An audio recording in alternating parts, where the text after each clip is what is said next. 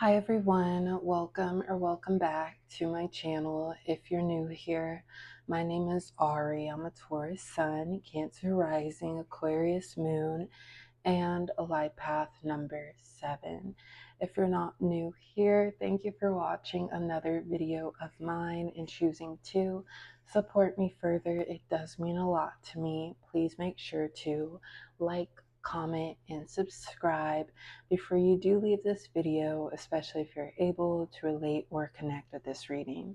So today everyone, I'm here with a channeled messages reading from your person a general love tarot reading in regards to love for all of my Tauruses who are watching. So if you have Taurus as your sun, moon, rising, Venus, or anywhere in your chart Taurus, then this reading may resonate or apply to you. We will be channeling any energy in regards to love making its way towards you. This energy might already be in your life currently, Taurus, but before we do go ahead and officially get into it, please keep in mind that this is and will be a general reading for your sign. So it may or may not resonate for you here specifically.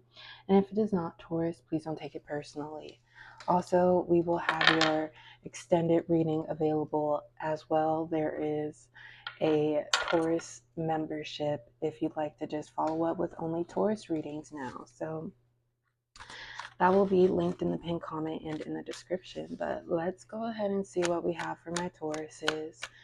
We are in late June, so let's see what is relevant when it comes to love for my Tauruses. We'll take this card first.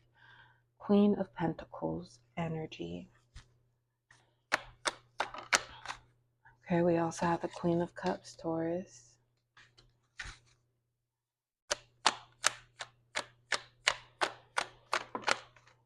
King of Pentacles.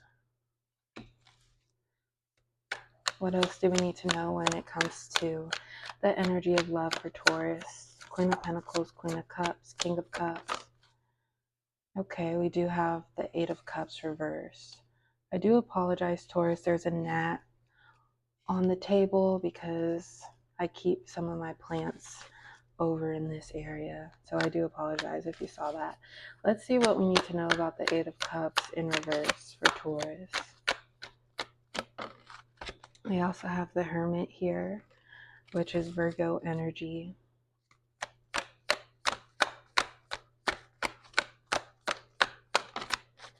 And we have the Chariot, so some Cancer energy, Taurus. Okay, so we have the Queen of Pentacles, Queen of Cups, King of Pentacles, Eight of Cups reversed.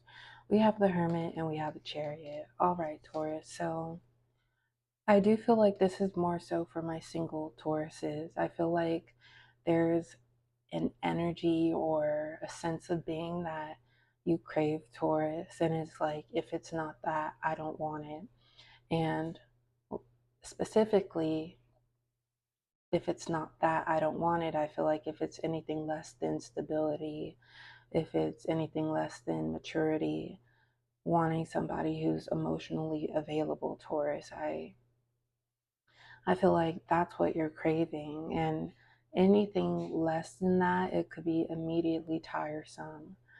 So I also feel like, Taurus, you're trying your best to stay clear from distractions. Or for example, say you would like to, like, you're open to dating, however, you're tired of attracting low vibrational people. So it's like, I just want to see what happens naturally. So you might stay off of, if you are into dating apps, or it's like you're really having to walk away from things that are not of the Empress energy. And I describe it in the Empress energy because the Empress is Taurus energy. So with the Eight of Cups reversed, it might be a bit difficult to not turn towards triggers or things that seem appealing, but I feel like it's everything glitters isn't gold type of energy. So as a result, Taurus, you might choose to be to yourself more because you know you're able to accumulate powerful abundance and energy. You're also able to just focus on your own peace of mind, your own solitude, Taurus, and that could be something that you have neglected over time. So we have the Hermit. I feel like this is what you're choosing to do, Taurus. so that you could really take in this Queen of Pentacles energy. Queen of Pentacles and the Queen of Cups. So this is embodying that feminine energy, but also allowing yourself to truly be who you are, Taurus. Not feel guilty for feeling, not feel like you're being too sensitive when you're addressing your feelings and emotions. Um, Also, being in a good position where you're able to really relax and feel comfortable. For example, say you're getting to know someone new and you're not super sure about things, but one thing that might be a red flag is them moving too fast. It might make you feel like it's being forced or you're getting out of your element. So it's okay, Taurus, to acknowledge how you feel. And sometimes, no matter, even if we're doing the best thing for ourselves, we might feel like the bad person out of the situation. But we need to honor ourselves, Taurus, and not give in to anything less than what we want. So with the King of Pentacles as well, I feel like that's establishing some sort of dominance on your side as well. It's like knowing what you crave and putting your foot down to be stern, be strict, be direct. And anybody who is for you, Taurus, will respect that about you. And we have the Chariot. So I feel like you're gearing up to take on something more. And this something more is going to feed into who you are, Taurus. It's like gearing up to, it's like, for example, surface level example, you write a couple rough drafts and then you're like, okay, I think I'm ready to publish the final draft, but you're learning from the corrections, the mistakes, the critiques that you've made on your past experiences, Taurus. So, of course, this could be towards love, but let's go ahead and see, Taurus. What else do we have following the Chariot energy for Taurus? Okay, we do have the Temperance. I'm going to see if we should clarify this in upright position or reverse. First card that came out is a Ten of Swords. We have the Eight of Swords here. So I'll clarify it both ways actually, Taurus. What's this Eight of Swords and the Ten of Swords and the Temperance card in regards to? We have the Star. Aquarian energy with the Star. What else, please? We have the Nine of Swords and the Fool. Okay, so I will pull some future and or advice cards as well, but before we get into these cards, we will have that extended reading. Your extended reading is a follow-up part 2 reading. We pick up where we leave off at. As mentioned, there's a exclusively Taurus membership, so only Taurus extended readings if you're interested. And keep in mind, I do just about 3 Taurus readings every week, so that means 12 extended readings per month. Or if you're interested in the all access membership, which is all access to every sign's extended readings, there's a membership for that. Once again, cancellation at any point in time. Last but not least, there's a one-time purchase option. If you just want to follow up with one reading, you can do that as well. So once again, the Patreon links will be down below in the pinned comments and in the description, Taurus. All right, let's get into these cards. We have Following the Chariot, the Temperance, the Ten of Swords, the Eight of Swords, the Star, the Nine of Swords, the Fool. So I'm going to go back to how I express sometimes we could feel like we're the quote unquote bad person when we're making a good decision for ourselves.